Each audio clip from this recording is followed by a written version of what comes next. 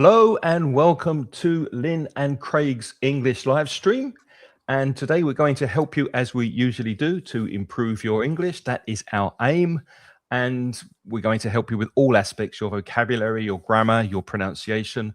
And it will really help if, while you're watching, you write in the chat if you have any questions so that we can help you even more. If this is your first time watching, we should introduce ourselves, I think. So let me hand over to Lynne first to tell you about who she is and what she does online. And just before that, because I always have to add things to what you say. What did I not say today? You didn't mention listening. We're here to help you with your listening. Of course, that's probably the most important thing. I think that's the most important thing. More than the grammar, vocabulary, it really, and the pronunciation, it really is to try to help you with your listening. Because probably if you're in classes, you get very used to your teacher speaking to you. But the value of these classes is that you're going to hear two native speakers, Craig and me, speaking to each other. And sometimes when we speak to each other, it sounds like a different English to the one that you have when the teacher is speaking to you directly. So it's really to help your listening more than anything, I think.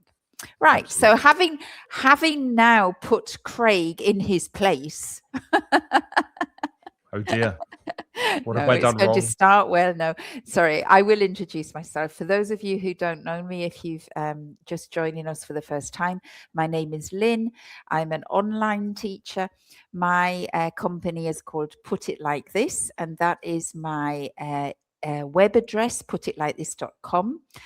I specialize in creating individual courses, usually tailor-made to your specific objectives. So students have certain objectives. Maybe you want to pass an exam. Maybe you want to be more effective in business. Maybe you are a teacher of English and you want to improve your fluency and your pronunciation. Maybe you want to learn English just for holidays, right? So everybody has different objectives. And so I try to create a course so that you can achieve those specific objectives. So it's all for you and to help you find your voice in English. Sorry. Craig has got even more things to say because I've spent so long, blah, blah, blah. No, that's fine. I mean, it's good that we introduce ourselves because many people watch the replay after the fact. So if you're not watching live, thanks for watching the replay. And of course, write your comments in the chat as well, because we will get to them if we can. So for first-time viewers, hello, my name's Craig. And if you are a Spanish speaker, you will find lots of help on mansioningles.com. We also have a newsletter that we send every month. So that is a website that we recommend for Spanish speakers. There's also a podcast that you can listen to at inglespodcast.com that will also help you with your English, and that is every week. And I do that with a friend of mine who is also a teacher. And a wonderful podcast. I enjoy your podcast still. Thank you. Thank you very much. And we've mentioned listening and vocabulary and pronunciation, but if you want to improve your speaking, which is possibly what many students want to do, then I run conversation courses online over at englishcraig.com. You'll find more information over there.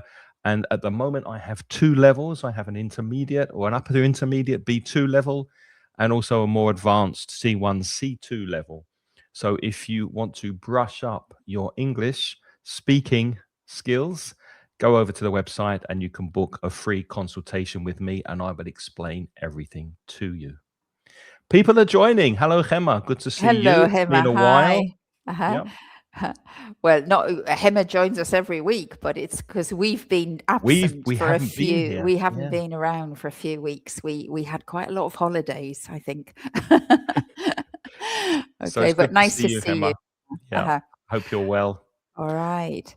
And Gemma says that we've chosen the title of one of her favorite Frank Sinatra songs, which strangely I sent you in the email. Did you notice that, Lynne? I sent you the recording of Fly Me to the Moon. No, I didn't. That was a link. Because That I was the saw the link. link and then I thought, oh, that's a strange link there. I noticed. Ah, okay. Well, I shall listen to it afterwards. But Fly me to the moon. That's the topic of today's live stream. And I don't want to play the song, Hema, because we don't want this taken down from YouTube for reasons of copyright. But what I might be able to show you just to get you in the mood, and I hope that this works, is the blast off when the rocket Artemis 2 went up to the moon about 11 or 12 days ago. So let's see if this works. oh, Can you wow. see that, Lynn? I can see that. Yeah. So Go let's on. see if we've got audio as well, and we'll just listen to the first minute of this blast off. And here we go. 10, 9, 8, 7. Can you hear the audio? RS-25 engines hit. 4, 3, 2, 1. Booster ignition. And liftoff. The crew of Artemis 2 now bound for the moon. Humanity's next great... Good roll pitch. Roger, roll pitch. Houston, now controlling the flight of Integrity on the Artemis 2 mission around the moon. Integrity, AMT high. AMT high. On time, passing 30 seconds until the flights. Integrity passes the ultimate deco. Target milestone. Mission Control Houston seeing good performance on the 4 maiden ships. Space Launch System core stage. Integrity, 3 miles in altitude. Traveling more than 1,200 miles per hour. 1,200 miles per hour. That's fast, isn't it? Altitude 8 miles downrange, traveling more than 2,600 miles per hour. Okay, well, I'm sorry, Hema, that wasn't Frank Sinatra singing Fly Me to the Moon, but we hope that's got you in the mood for today's topic. Hema has just said that she was following the entire mission. Oh, so really? Hema is obviously an expert, I think. Yeah. And hello, Ruth. I think you've been here before as well. Nice to hi, Ruth. have you with us. And Enrique is with us. Enrique. I'm glad that you remembered Enrique, because I always want to call him Boss Peter, because that's his. But I know we've asked you before what your name is. It's Enrique. Yeah, perfect. It's Enrique. Good to see you as well. So yeah, we're talking about space travel today. Yeah. And we have a question to kick us off, to launch us into this topic. Did you see what I did there? I did. The question... you and your play on words. Launching off with some vocabulary, first of all. Name as many things as you can that you can find in space, and list some vocabulary related to space travel. Let's see what you know if you are watching live. Please type your ideas and vocabulary in the chat if you're watching on Facebook or YouTube or LinkedIn. We'd love to know what you know about space travel vocabulary wise. So any vocabulary that is connected with everything to do with flying to the moon. We did have a quiz question, which is, which song did fly me to the moon? But Hema, she preempted the whole class, didn't she? She did. She jumped the gun there. Yeah. We had planned, Hema, that while you guys were writing this, we would talk about Frank Sinatra, but we've done that already. While we're waiting for people to type their vocabulary into the chat, I do have a question that you can think about. Go on. How many kilometers is the moon from Earth? Oh, wow. I don't know. Do you know that when you were playing that clip, I had no idea about how fast very fast. The rocket went, because it said, what did it say? 21,000 kilometers. I can't. Miles an hour. I repeated it, but I've forgotten it already. I can't remember exactly what the number was, but very, very fast. Super. Yeah. Super fast. I'll tell you the answer. 384,400 kilometers from Earth. 300 and... I'll put it in the chat. 384,400 kilometers from Earth. That sounds a lot. That sounds a lot. And how long does it take them to get there? So I want to know, what is the circumference of the world then? Is that further going to the moon than going round the world? Yes, I am saying with almost definite certainty. Can I say that, definite certainty? With certainty. Absolute certainty. Thank you. Absolute certainty. certainty. Uh-huh. But yeah, it's farther. Yeah. And Okay. 3 days it takes to get there. 3 So- days. So my question is this: why does it take 3 days to send 4 people to the moon, but it took 3.5 weeks for my Christmas cards to get from Spain to the UK? That is what I want to know. I just don't understand. Well, next time you shouldn't put them in the post office. You should just throw them in the air. Attach them to a rocket. Those little rockets that used to send up on bonfire night on Guy Fawkes Day. Exactly. All right. Well, Hema's working hard. Hema, this is obviously your Good, topic, Hema. right? Well done. Because Hema has put some vocabulary in there already. She's put in astronaut. Good. And the pronunciation of that, astro, and then that N-A-U-T is naught or naught, astronaut, which is the people who are in the spaceship. Does anybody know the Russian name for an astronaut? Because the Russians don't talk about astronauts, they talk about something else. And then she's also put galaxy. I have got no possibility to define galaxy. Would you like to define galaxy, Craig? What is a galaxy? It's a very nice chocolate bar that you can buy, and I think it's made by Nestles. That's true. I used to like those as a child. Milk But what Galaxy is the milk galaxy? Well, we're in a solar system, aren't we? So there are so many planets in a solar system. Earth is one planet, then you've got Uranus, you've got Mars, you've got Pluto, etc. in the solar system. But there are many solar systems in a galaxy. Okay.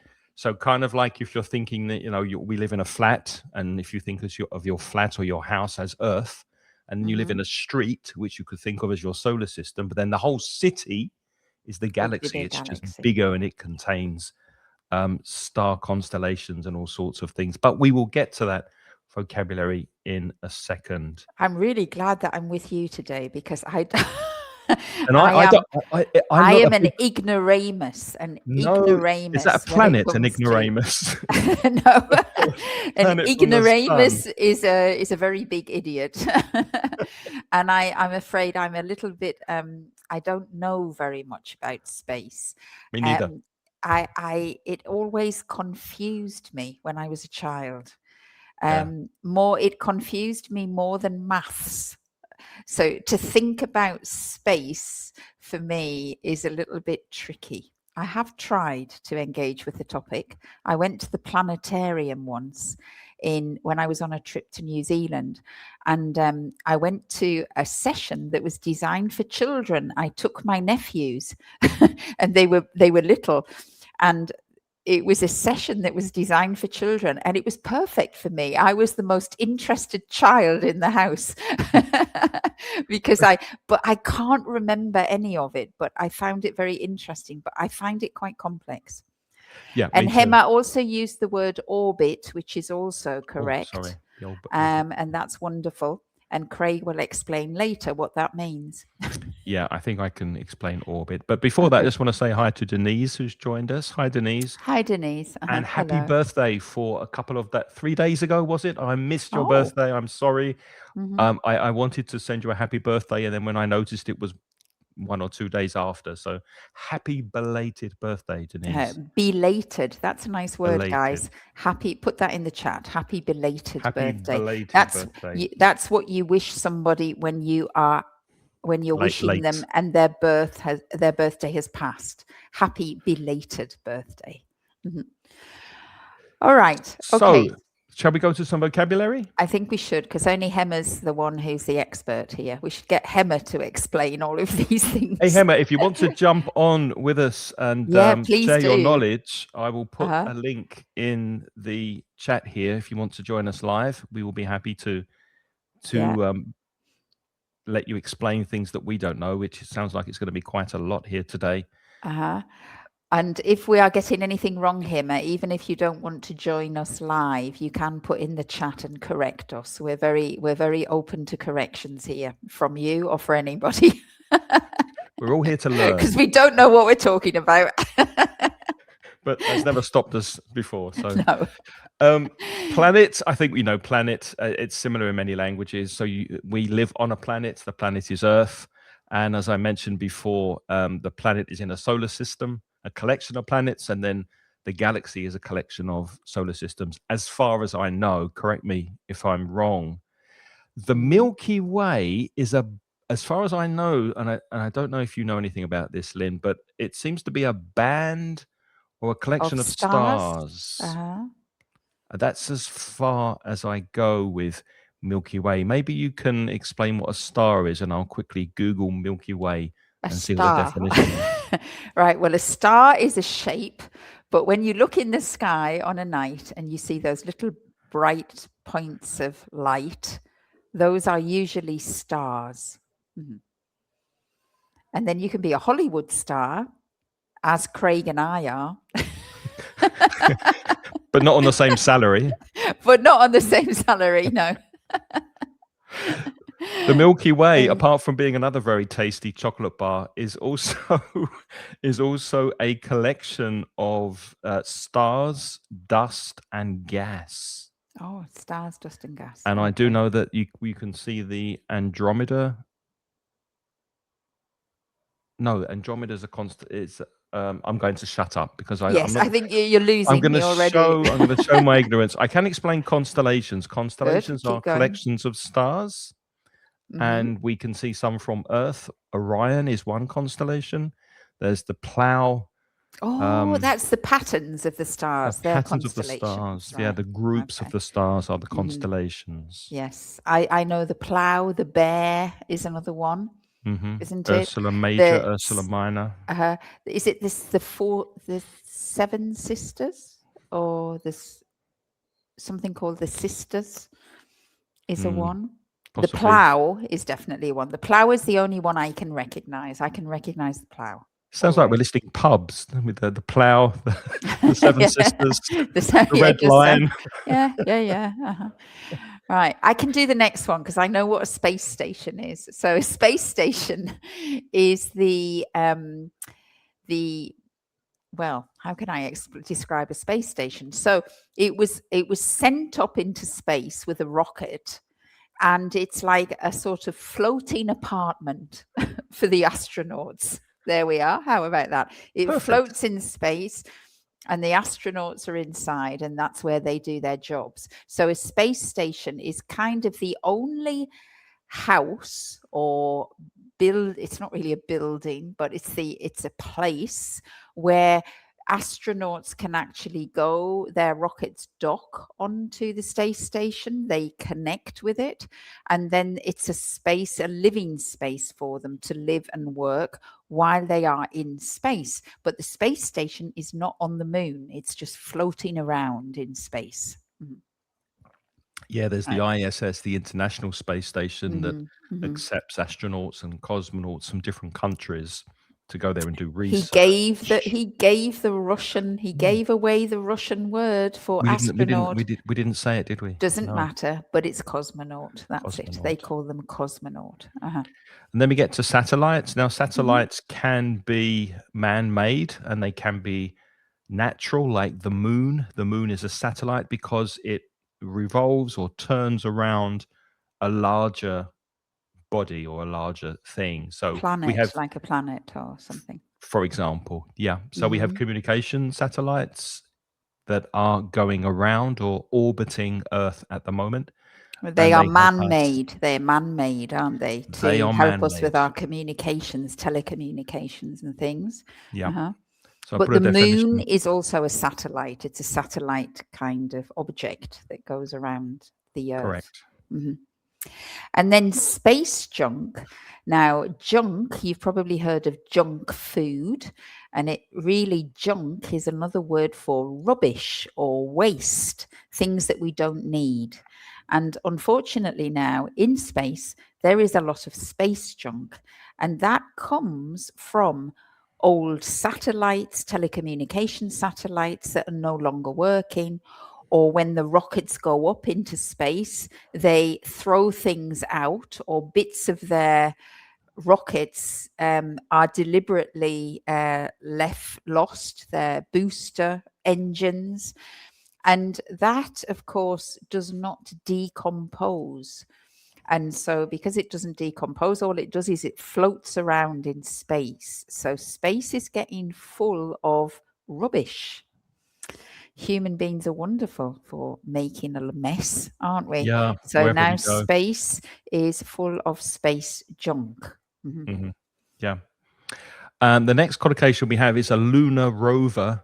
So we speak about the moon, but if you want to use the moon as an adjective, then you can use the adjective lunar. So lunar describes something that has a connection to the moon.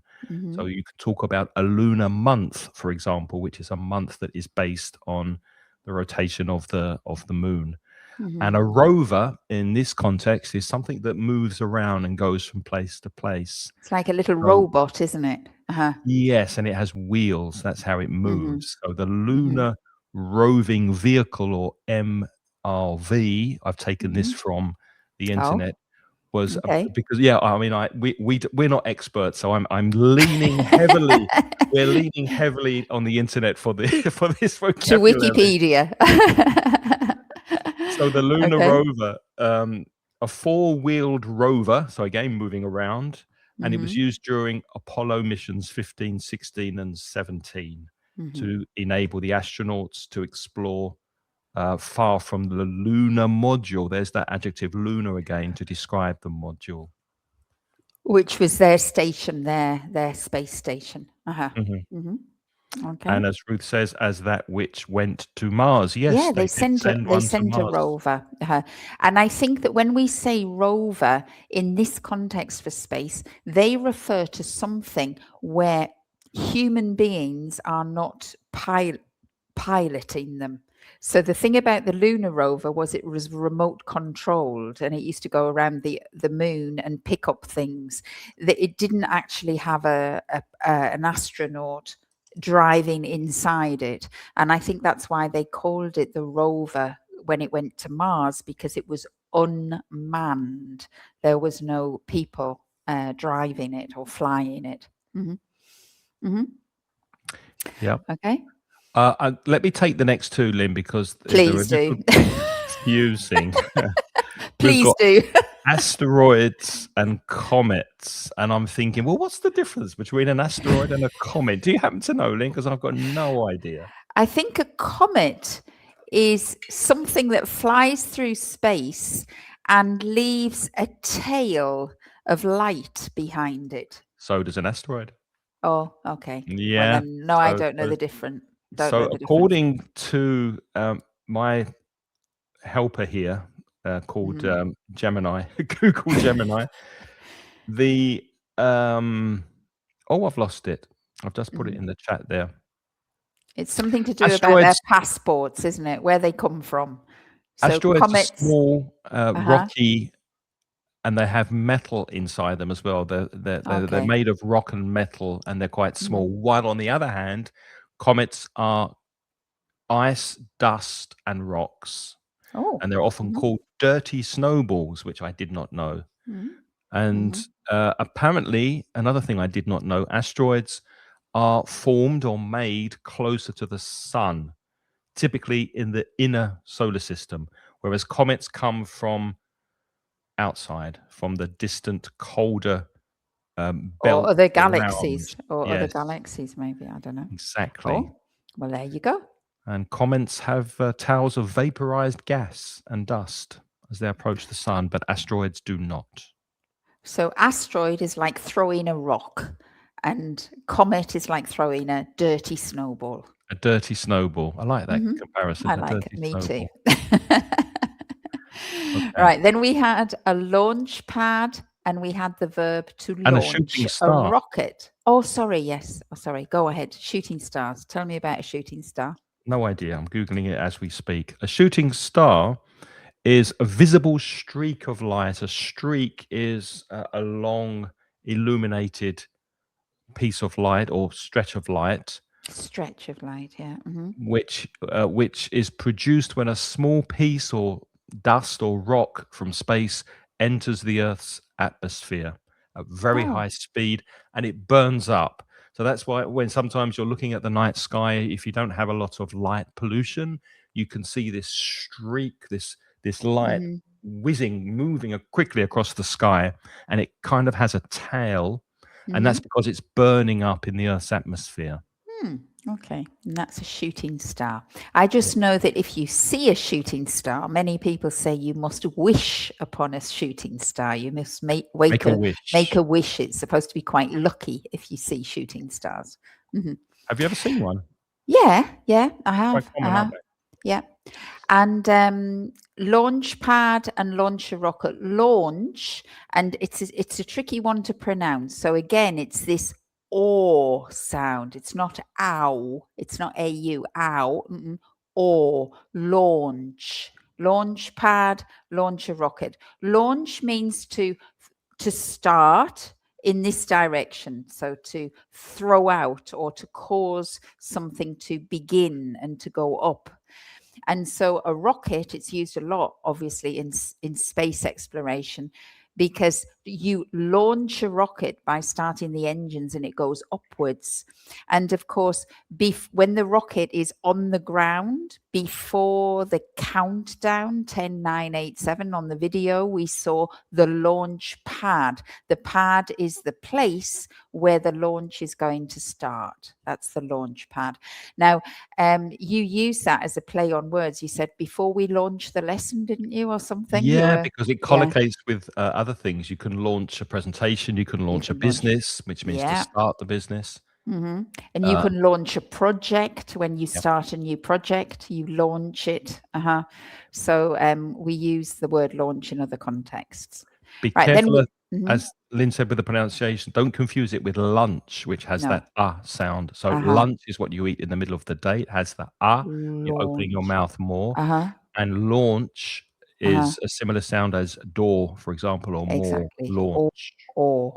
And if you look at my lips, or launch, my lips are perfectly round. It's an O. And lunch, if you look at my lips, my mouth is not round. Lunch. That's the way we pronounce that one.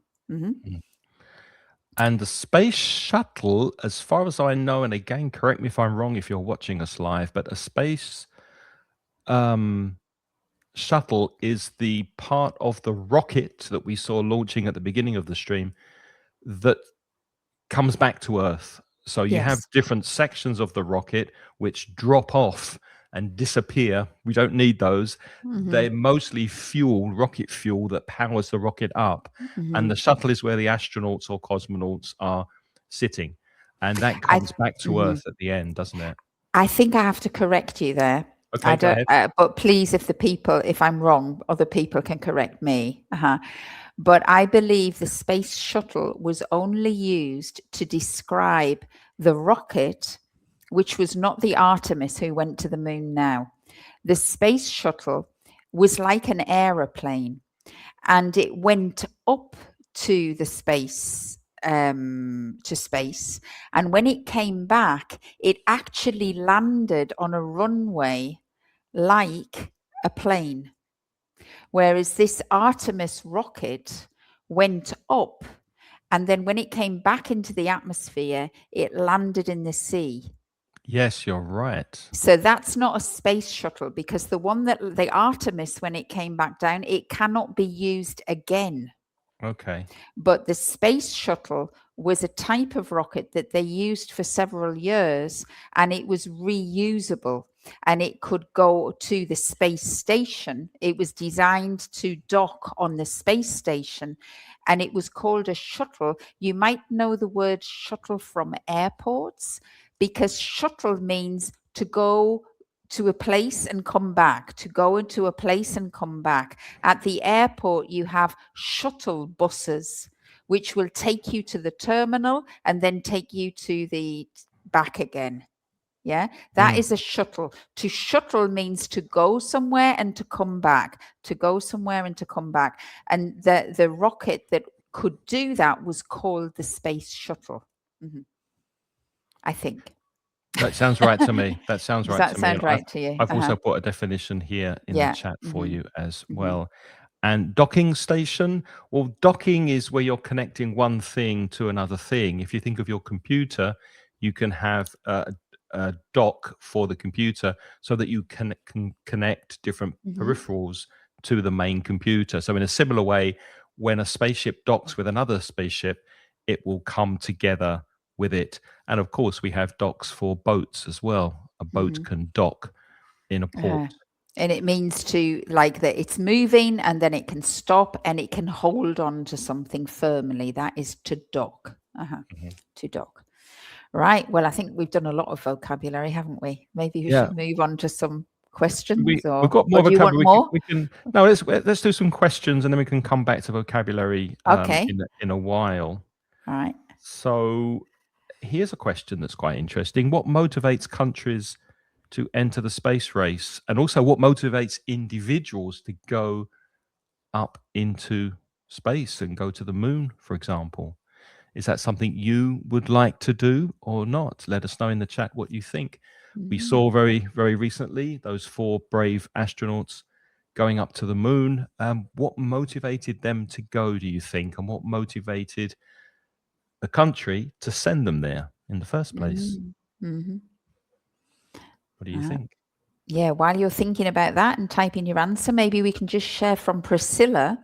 Priscilla has with the word shuttle, Hi, Priscilla. Thank you, Priscilla. She said in Spanish, you can say to the shuttle service lanzadera, and that's also coming from the rocket language, which is true. So they say like lanzadera is a shuttle, and it goes back and forth. So also you've also taken in Spanish a word from space technology language. That's right. It's lovely to see you here as well, Priscilla. Hope you're doing well. Okay. What do you think about our question? What motivates countries to enter the space race in the first place? Space race. That was quite common during the Cold War, wasn't it? We were It was competing very against common, Russia. wasn't it? Who would be the first to send somebody into space? And of course, it was the Russians, a Russian cosmonaut. Yuri Gagarin, I think.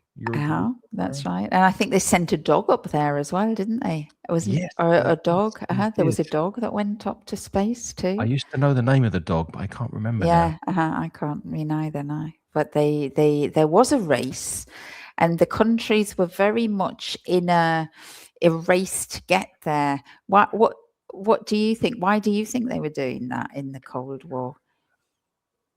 It was about prestige, wasn't it? They're in competition with one another. Who could get there first? Who had the better technology? National pride. Like propaganda for the countries, because it was like, we're better because we're cleverer and we have more technology, that kind of thing. Exactly. There's something in English that is one-upmanship, which means I am better than you. I can do things better than you can. So it had a lot to do with one-upmanship. That's true. I think it also had something to do, though, with the idea that I think people believed that riches could be achieved out of discovering things, because if you think in history with the colonies, it was the idea of discovering new lands and then being able to exploit the riches of them. And I think especially with the moon, they thought possibly that if you could get onto the moon, there might be a lot of things that you could benefit from. I don't know, minerals or gold or silver, like the way people had colonies before when they went to the New World, when they went to South America, and the Spanish and the Portuguese, they brought back all the gold and the silver. So I'm sure that there was an element of that in it as well, that they wanted to see if they could get the best technology in order to make profit from it. Because that's the same now with AI. Everybody's in a race with AI technology, aren't they? Yeah. And it's kind of the feeling that if we don't get there first, somebody else will, and then we will be at a disadvantage. Yes, but we went to the moon, didn't we, in 1969? We We beat did. Russia. And then we they got there never went first again, did they? Because there was nothing there. until now. So that begs the Until question, now. why Yeah. did the US go again? That is an Uh-huh. interesting question. Why have they sent people there to the far side of the moon again? Okay, Hema's got an idea. She says she thinks the motivation is primarily science research. If you're going to use you're using the word science, Hema, to describe a noun, research. So the adjective would be scientific research. Okay. All right. So I think the motivation is primarily scientific research. Yeah, I think she's right, because I mean, I don't know if it's primarily, I'm not sure about that. No, that was my doubt. I think that might have something to do with it, Hema, but I wouldn't agree that it's necessarily The first reason. the Yeah, I mean, it's true that they foremost get reason. a lot of scientific research. They said from the first like all the missions into space, that many of the things that we use today have come from there. Like, for example, ready-made food, the little packets of food and things. So all of our convenience food was inspired really by the solutions they had to find for that. Velcro is another one, isn't it? Velcro. Yes. Apparently that came from the space missions. So it is true that we get lots of scientific advantages in research from there. Yeah. Oh, and you'll like this fact, Lynn, because I recently spoke about this with Reza on our podcast. Why did the astronauts take tortilla and not bread? They took tortilla bread instead of normal bread that we would eat in the West. Why? I'll say one word: crumbs. Because there's zero gravity, to avoid the crumbs getting any of the equipment and floating around, they took tortillas up, which don't have crumbs. Oh, isn't that amazing? Yeah. That is interesting. I thought you'd like that. Fun fact. Enrique says perhaps the main reason is progress, particularly in scientific terms, but I agree with Craig. These days they're only thinking about themselves. Yeah. I think it's mainly mineral wealth. I think that they are looking to maybe farm the moon. And I think there are minerals on the moon. Again, I'm not an expert, but I think that they were exploring what is on the other side of the moon that they didn't get to last time, to see if they could mine any valuable minerals there. And also perhaps as a plan B, if the Earth becomes uninhabitable. That might sound like a theory that is a bit out in space. But maybe, if we blow ourselves up and there is a nuclear war or something, or global warming destroys the planet, maybe we need to go to the moon to continue civilization. I think that's an idea, isn't it, in lots of science fiction books, isn't it? That you don't buy it, you don't agree. Well, I don't think it doesn't look to me like to be an attractive place to live. But Hema says, of course, there are economic interests, and I agree with you, Hema. And I think it could be for minerals, like you say, but there's other economic interests too, because there's like tourism, isn't there? And in the US, you've got this SpaceX, these two, isn't it, from Elon Musk or from the Amazon, Blue Horizon. Blue Horizon is Bezos. Yeah, that's Amazon. And SpaceX is Elon Musk. SpaceX is Elon Musk. And they are in a race because they want to take tourists up there. and they have taken, haven't they, into space? Like they want to take people on rides in rockets, and obviously there's economic interests in there, because of course there will always be people who are interested in doing that. So maybe they were looking to land on the moon to see if they can make some kind of more permanent base to, for equipment, for other things. Yeah, well, I was very interested because one of the questions that you suggested, Lynn, was about space tourism. Does it have a future? And there are quite a few companies that do advertise space tourism. We've mentioned two. There's also Virgin Galactic, which is Richard Branson's Richard company. Branson's too. He was very interested in pushing it, wasn't he? And also 3 or 4 big ones that I hadn't heard of. Mm-hmm. But I was curious how much it would cost. So the cheapest way, if you are curious about going up and seeing the Earth from space, is to go up in a balloon. Oh, yes. Now, obviously, it's not an open balloon like in a basket. It's a closed balloon because you're going up very high. How much do you reckon to go up in space in a balloon to the stratosphere? $1 million. You might be surprised. Starting around $50,000. Wow.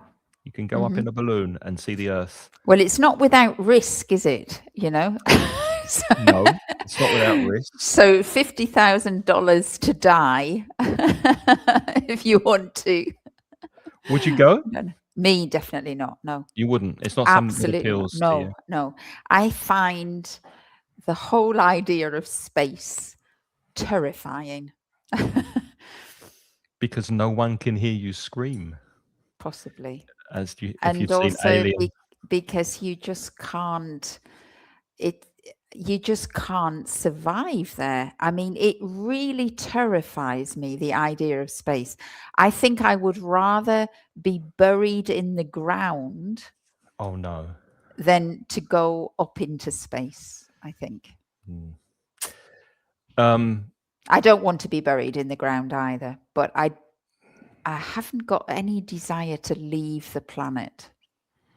You have not annoyed me enough yet. I'm working on it.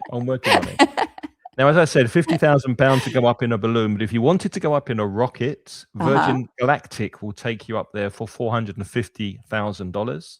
$450,000. $500,000, nearly. It's not bad, actually, because I thought it would be more. There are richer people. I mean, it's out of my price category, but and then it's not in my holiday budget. It's not in my holiday budget either. No. But then Blue Origin is another company, and they will take you up there they have different price points from $250,000 to $1 million. So obviously, if you want to go first class and get more leg room, but these companies, though, they're not operational now, are they? This is like they're selling tickets, but they're not doing regular trips. I don't think it exists. As far as I know, the first one was the one that Jeff Bezos did with it had a lot of bad publicity because there was Katy Perry on it and the other girls. But I think that was because it was publicity. I think millionaires and billionaires do go up, but maybe they don't want it publicized. They don't want the media to know about it. Seriously, you think you think it's really happened? Yeah, of course. Oh wow. Okay. Yeah. I didn't know about that. If they've really done it. Just to make sure, I don't want to give any false information. Yeah, you might be starting conspiracy theories.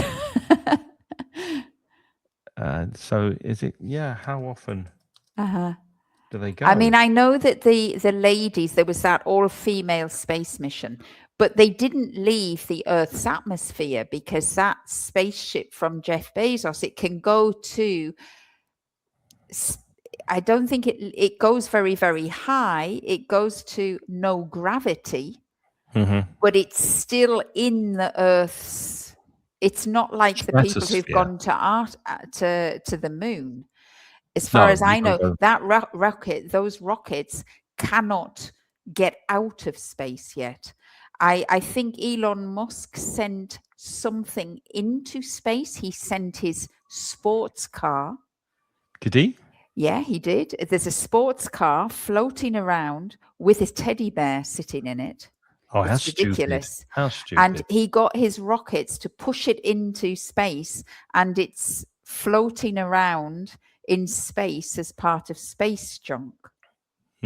But all of those missions, as far as I understand, were unmanned. Maybe Hemmer can keep us right, because Hemmer is the space expert. We're designating you, Hemmer, space expert. Please Hemmer's help our us. space correspondent this week. So, yeah, let's connect to our space correspondent, Hemmer. I have an answer for you about Do you? how Go on then. frequent it is. So, so far there have been about 60 something tourists that have Really? traveled to space To up space. until last year. Yeah.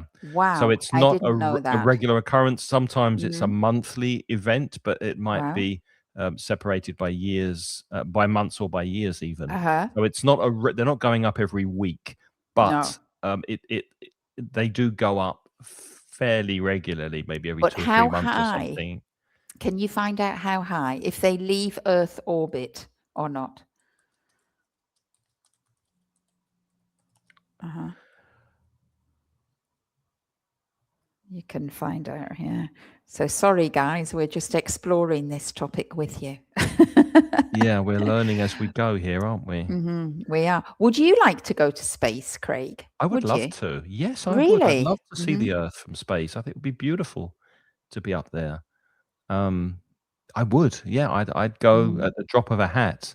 At the drop of a hat means without any hesitation. Immediately, without any Immediately. hesitation. Yeah. No. 100 kilometers, I 100 like kilometers, adventure 62 sports. miles above the Earth's surface. That's how high you've got to go up. And then you That's get to how a high boundary. those rockets have gone up. So is that as high as those 60 people? Oh no, I beg your pardon. I'm sorry. The Earth's atmosphere thins out at roughly 10,000 kilometers. So that's when the atmosphere ends. And how far have those rockets gone with the space tourists? Well, Blue Origin, for example, passed the 100-kilometer line. So you do get a few minutes of weightlessness, 0 gravity, but they're not in before space. coming back. Uh-huh. Well, it depends how you define space. I mean, 0 gravity for me is pretty spacey. So, I mean, the International Space Station that we mentioned earlier, that's 400 kilometers from Earth. Yeah, I mean, So you're going up a fourth of the way, just past a fourth of the way. I don't think when you go up that far, like those space tourists, I'm not sure whether they get that view of Earth being a ball, like when you see it on the television, when they show you from Artemis, from the rocket, they look out the window and they see Earth. I'm not sure whether those space tourists have the distance to be able to see the planet ball. Yeah, probably not. Probably not in its entirety. Definitely not the way that the Artemis astronauts saw it, for Probably sure. not. Emma says, I wonder what the repercussions will be of mining the moon for minerals for Earth. Oh, that's you've written that very well, Hema. Yeah. Perfect. Yeah. And that's a very interesting question. I don't know if guess it's right. you mean, sorry? So I don't know if it's right. You mean If I've written it right? Oh, okay. I think that's, sorry, the last part was not written right, but the question, the first bit was written perfect. So I wonder what the repercussions would be of mining the moon for minerals for the Earth. That is correct, Hema. I don't know if I have written it correctly, is what you'd probably say. I think what you mean, Hema, is like, if they take things out of the moon, would it have effects on our days and nights and on the oceans and the way life is on Earth? Because the moon and the lunar cycles are very much, well, it's to do with gravity and all of that, whether it would change something. Is that what you mean, Hema? Whether if we take things out of the moon, whether it could affect our own planet. She said yes. Well, the Earth is Yeah. 4 times wider than the moon, so it's a Mhm. quarter in size, more or less. But Mhm. we've been mining the Earth for minerals for hundreds of years, probably Yes, 100 more years, let's thousands of say. years, But I would in say. the quantity of taking lots of things out of the Mhm. Earth, Yeah. and it hasn't really affected the Earth that much. Mhm. Mhm.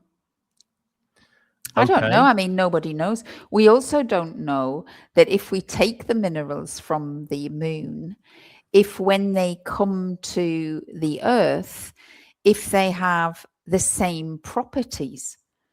Because I remember I did listen on the Artemis thing. I was reading I wasn't following it exactly, but I was reading some articles.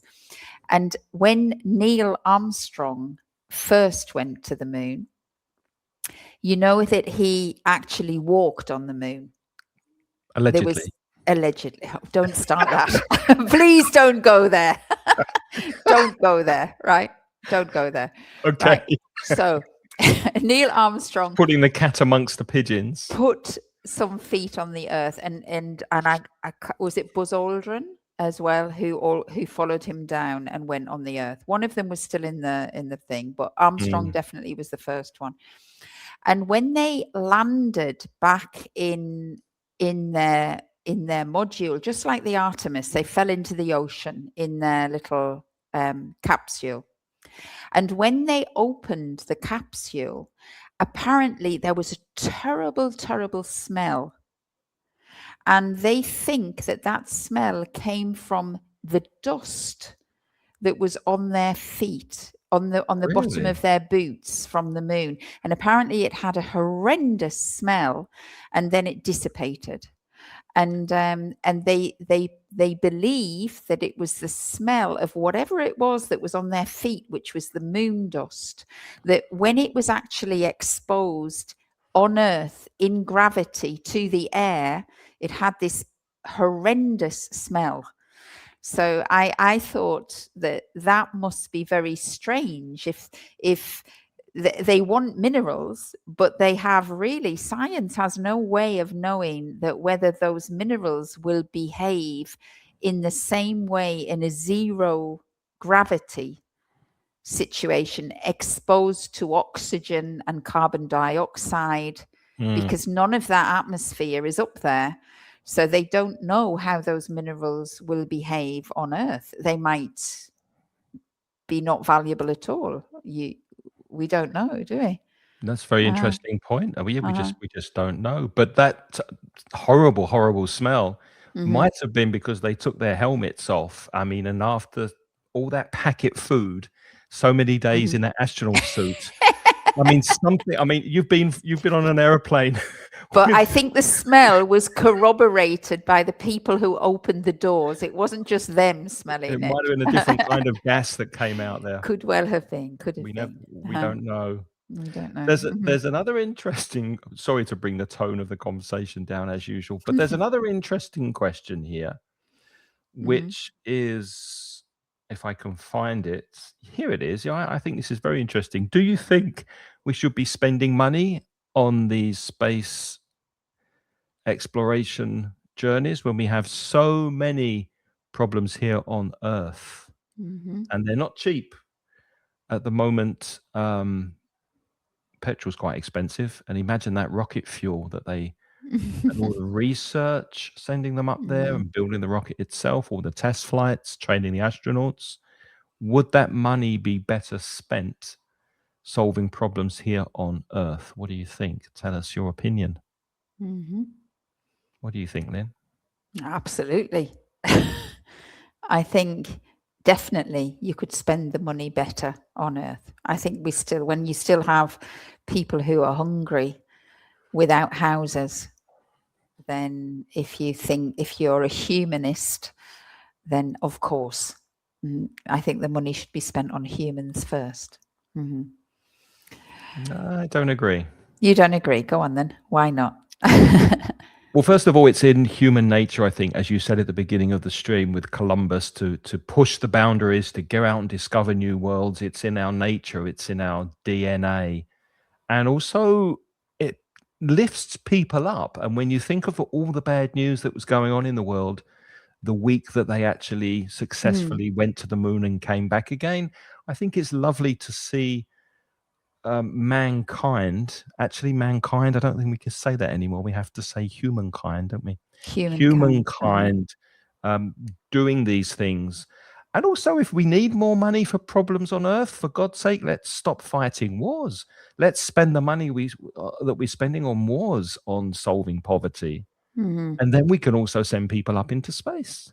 So if you want money, I don't think we should take away space travel. I think we should stop fighting each other. That's my No, opinion. I definitely agree with that. I definitely agree with that. But I think we come back to our original question about why do countries want to be part of the space race? And unfortunately, I think it is a little bit more to do with that one-upmanship, but it's also about power, and that's why we fight wars as well. And so I'm not really. I think the motivation of those astronauts who risk their lives to go into the rockets, I don't have much doubt that their motivation is to do with discovery and taking mankind further. But I think the people who are putting their money on there, that's not their interest. I don't think. I don't think they have that altruistic instinct. And I think that they put their money there. The countries put their money there because they want power, I think. I think maybe I'm too pessimistic there. I don't know. No, I think you've got a valid point. I think you have a good point there. Paprika Comino, and I'm sorry I can't remember your name. Please remind us. Do you remember Paprika Comino's name? No, Lynne? but it's a great alias. I love the alias Paprika Comino. It's wonderful. Quite a mouthful.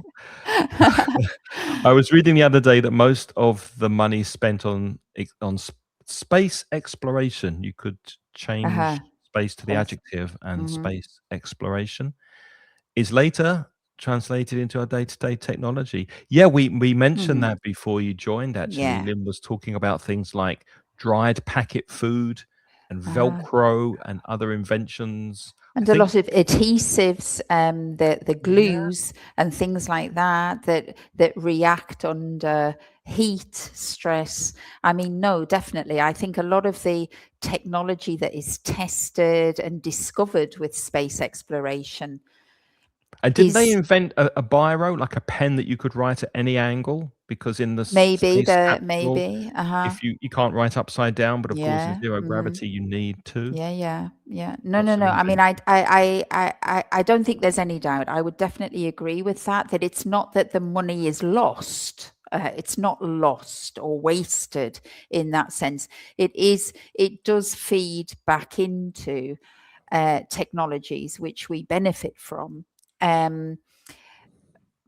But I don't know, it seems to me like many people found last week when the Artemis went up. I also look at it with a lot of wonder and awe. So when I see it and I see those astronauts, first of all, I think they're so brave because I'm terrified of space. You'd never get me in there. So I think they must be so brave.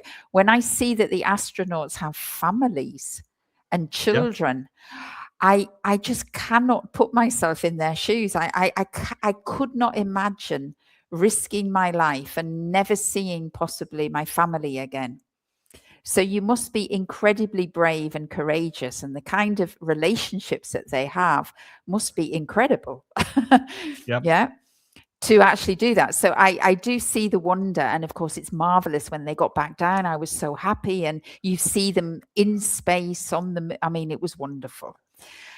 Don't get me wrong, but I did wonder isn't the timing was so ironic, wasn't there? We've got some of the most horrible wars happening at the moment in the Middle East and in Ukraine. The war's still going on. There's a big war going on in Sudan. There are conflicts all over the world that are so horrendous. And then at the same time, we're supposed to be happy and cheering because some people have gone somewhere, you know. I don't know. It's a strange thing, but you're right. Human beings always live with dichotomies, don't they? Dichotomies. Yeah, we do. And to Anna's point, it's Anna Paprika Comino. Oh, Anna. Hi, Anna. I've just found some more inventions that we use on a day-to-day basis because of space travel. Now, Lynne mentioned freeze-dried food. That's one. Also, cordless headphones without these cords. Oh, I love those. I love those. Memory foam pillows. I like those too. Ear thermometers, the electronic ear thermometers. Yeah, that's very clever. Camera phones invented for space travel. Really? Yes. Wow. And think how many people use camera phones nowadays. Long life tires, you know, the tires on the car that last for a long time. Oh, yeah. Sports shoes. Wow. Water filters and scratch-resistant glasses. All of those. Scratch-resistant glasses. All of those because of space travel. But they still haven't invented bread that doesn't make crumbs. No. For that, you have to have tortilla. and they still can't get my Christmas cards from Spain to the UK in under 3.5 weeks. So what's the point? What can you say? What can you say? There's no hope for civilization. Unfortunately, we're out of time. I did enjoy our visit to the moon. It was a lovely trip. It was nice. I hope our students weren't too bored because Craig and I didn't really know what we were talking about quite a lot of the time. But, you know, we're just preparing you for your tourist visit to the moon because it does take 3 days. So there must be, I'm sure that's the other thing. When you travel to the moon, this is another reason I don't want to travel there, is that if I go to Peru, or even if I go to Madrid and sit in the train, I can look out of the window and enjoy the view, you know, and there's always something different.